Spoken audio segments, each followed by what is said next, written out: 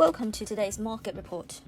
European stock markets weakened on Monday, tracking losses in Asia after China's latest move against the technology companies.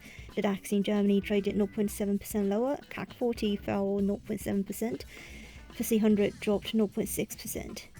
European markets have had a negative handover from Asia on Monday after the Chinese government continued its regulatory clampdown, releasing plans over the weekend to reform the $100 billion education sector, one of the country's most desired investment plays in recent years.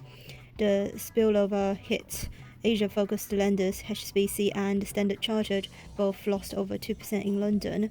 Prosus, the holding company that owned 28% stake in Chinese tech giant Tencent, fell 8.8% in Amsterdam. Also weighing was the disappointing release of the German IFO Business Climate Index for July, falling to 100.8 from a revised 101.7 the previous month, with the rising COVID cases weighing on sentiment.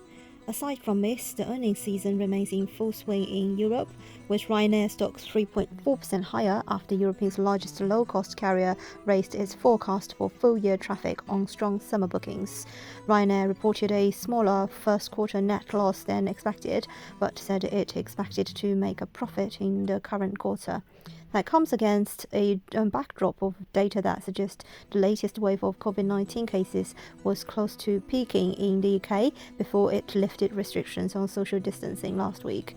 The 7-day average for case numbers has fallen over 20% in the last week. College Philips stock fell 1% despite beating second quarter earnings expectations as the pandemic continued to spur demand for hospital equipment. However, the Dutch health technology company booked an additional provision of 250 million euros as it needs to replace millions of sleep devices it recorded earlier in June.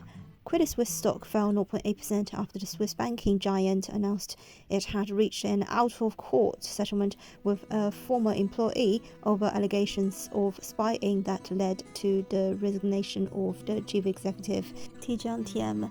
Attention for much of this week is likely to turn further west, with the Federal Reserve set to hold a 2-day policy meeting concluding on Wednesday, which could see the US Central Bank announcing when it plans to start scaling back its hefty asset purchasing program. Additionally, this week is scheduled to be one of the busiest for earnings reports, with Tesla due after the close on Monday, and then the big tech giants Apple, Alphabet and Microsoft on Tuesday, while Facebook and Amazon report later in the week. Oil prices weakened on Monday after eking out a small gain over the course of last week as investors assessed the outlook for demand amid a COVID-19 resurgence across much of the globe. US crude futures traded 2% lower at $70.64 per barrel. Brent fell 1.7% to $72.16 per barrel. Gold futures rose 0.3% to $1,807.95 per ounce. On the FX front, the GBP/USD broke above 138 and rose to 138.33, the highest level since July 16th. Cable is rising for the fourth time out of the last 5 trading days as it continues to recover from the 5-month low it reached last week at 135.71. The rally pushed the pair back above the 20-day moving average on Monday. The main driver is a broad-based decline of the US dollar. US stocks are higher, with the Nasdaq hitting fresh record highs. The improvement in risk sentiment helped the pound, that is up also versus the euro and the yen.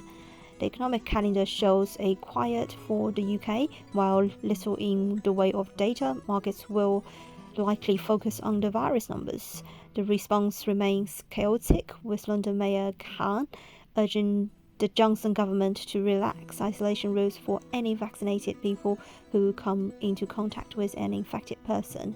The euro-dollar broke above 118 and climbed to 118.16, reaching the highest level since Thursday.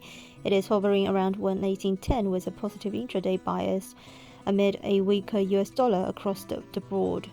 Sterling euro hit a fresh daily high above 117.09 and the dollar index was down 0.31% at 92.64, while cryptocurrencies jumped to the highest level in weeks. This is today's market news. Thanks for listening. We'll see you next time.